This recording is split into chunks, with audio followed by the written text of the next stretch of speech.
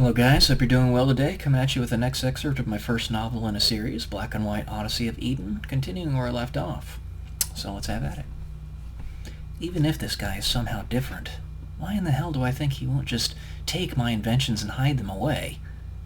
Why do I think he won't just kill me and make our demise even speedier? He thought to himself. No more than a minute had passed, and a man in a black business suit with a grim demeanor about him slammed open the double doors and marched out of the room, a black briefcase held tightly in his left hand.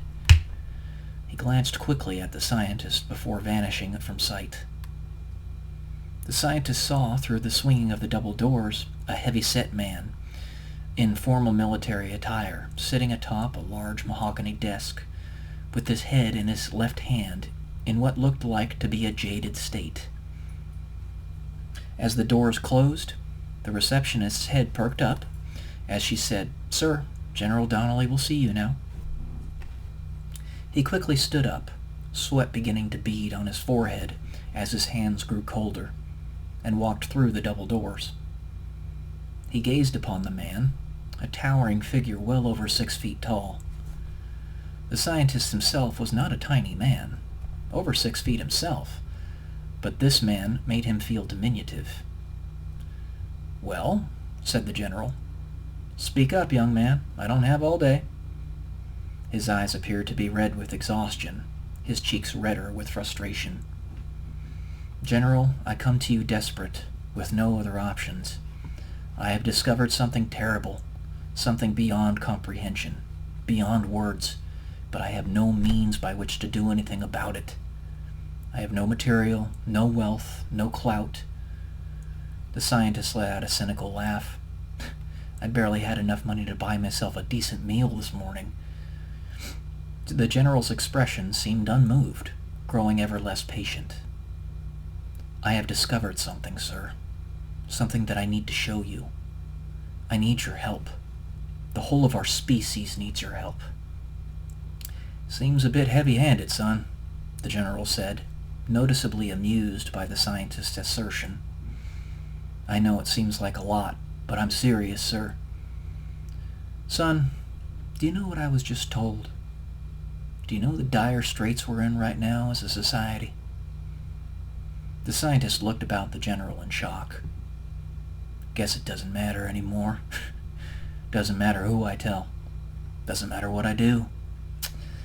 But, son, I just learned that Al-Azra was a terrorist front headquartered in Turkey, and fully funded by our own government, and by several private companies, and by several other central governments, hell-bent on destroying everything that gets in their way on their path to total control of the psychological fabric of our species. I know this, beyond a shadow of a doubt, as pure, unadulterated fact now. I can tell no one." The general let out a cynical laugh of his own. "Not because I'll get shot or killed for revealing the secrets, but because I'll be laughed out of my job. Son, I have more power at my fingertips than 99% of the entire world, and yet I'm powerless. I can't do a damned thing. The world is fucked, son, and all I am is its audience. Do you know how that feels?"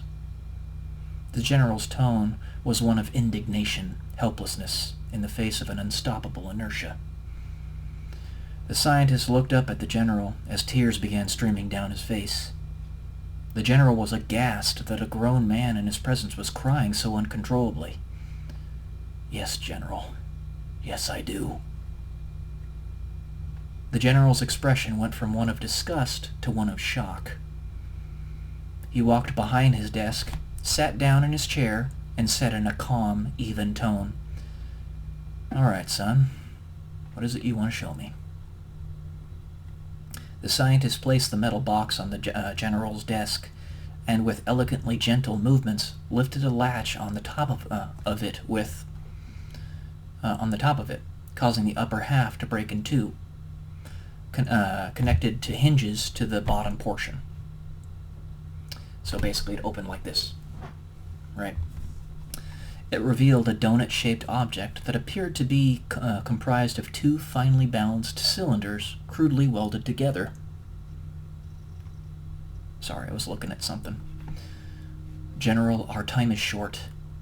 I don't yet have the tools for or understanding of what I have discovered to tell you the exact moment this will happen, but I know it is near.